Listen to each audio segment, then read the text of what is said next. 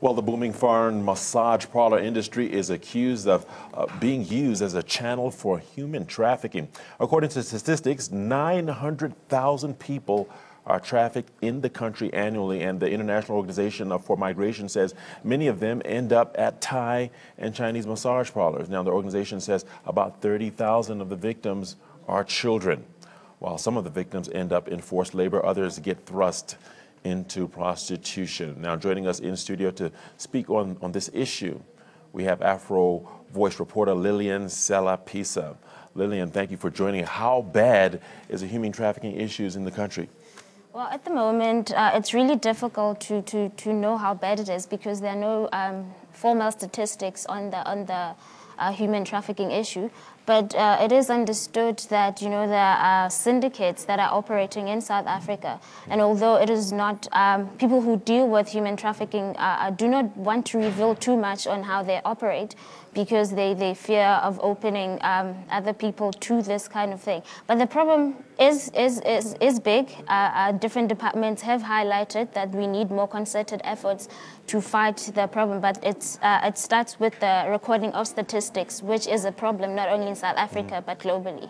All right, now, when you involve children, it becomes an even more serious issue. Now, how is the South African police reacting to this, and do you feel they've stepped up to the plate to handle this issue?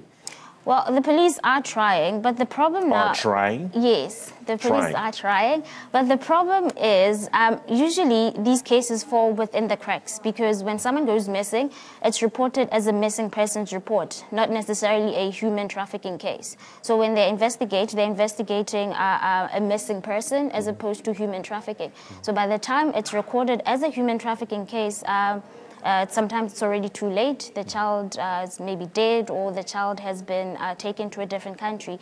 But yes, there is concerted efforts from the police and other officials involved. I know last year there was a case where the police arrested 2 Chinese women who were running a brothel disguised as a massage parlor.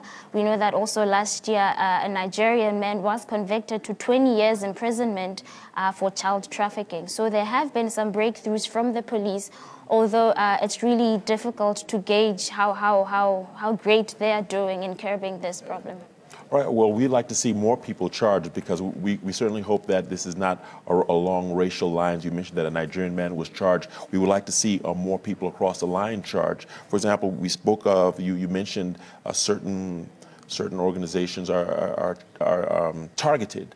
We have Thai massage parlors. Why is that not looked into more? Well, that is definitely a target point. Do you think they should circle around those type of masseuses? Yeah, of course, this is something that needs to be looked at. The International Organization for Migration has said that these parlors are an open secret. But it's not hard to swoop in these places because they are disguising as legitimate businesses. So it's not easy for the police to, hone into these businesses and know exactly what is happening because more often than not, you get there and you get the services you need. You sometimes don't even know that there are more services that are being offered except what is being shown on the surface level. So it's not very easy to look into these companies because on the face of it, they look like legitimate businesses. But once you get deep into it, you realize that there are more sinister things happening behind the scenes. Okay, let's talk about free will.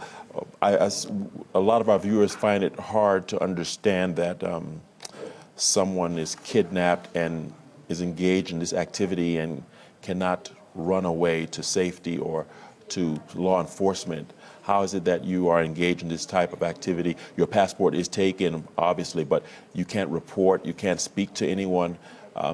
We're finding it hard to swallow this. Can you give us more information? Look, it's a very brutal industry. It's not. In fact, it's not that you are just walking on the street and you get kidnapped and you are taken to do these things, but you are lured in by the prospect of a better life. You are promised a job, you are promised the glitz and the glamour, you know, and then when you go in there, as far as you know, you're going to do a particular job, but when you get there, your identity documents are taken from you, your travel documents are taken from you, and you are told, should you want to leave, should you want to escape, this is what is going to happen to you. Hence, in some cases, they will take even children who are disabled and place them at different corners of South Africa to use them to beg, to use them for criminal activities. You know, should you want to get out, it's not as easy as just walking away and going to the police, because their lives are in danger. Even with some people who have been rescued from these situations, it's not easy for them to come out and tell their story, because the proof of the crime is in the victim. So if you come out and you tell your story, it's easy for them to come back, you know, and eliminate you or whatever, because it's quite a dangerous industry. Well, much like the cash in transit heist, I believe personally that there's just a small group of individuals who are operating these sophisticated crimes. I feel that the government can step up, apply the pressure that's needed, and perhaps crack these syndicates. Don't you think it's as simple as that? Not really. It's not as simple as that, because it's not out there. It's not so obvious. You know, it's something as simple as seeing someone begging on the street. You just look at them like, a poor person begging on the street. Meanwhile, there's someone behind the scenes who's pulling all the strings. So it's not as easy as just say, okay, we're going on an operation today and this is what we're going to do. And some of these things are very high-level stuff. And some of these things are also as simple as someone being trafficked from Mpumalanga to come to Gauteng, being taken from Limpopo to come to Gauteng. So it's not so obvious. It's not, you know, out there that you'd be able to trace how it works. You'd be able to follow it up and nab these people. Yeah. All right, so going forward, you've been following this story, or we're following this story. In your opinion, what do you think needs to be done to put a stop to it? Obviously, speaking about it and bringing awareness to it is step one. What do you think step two should be?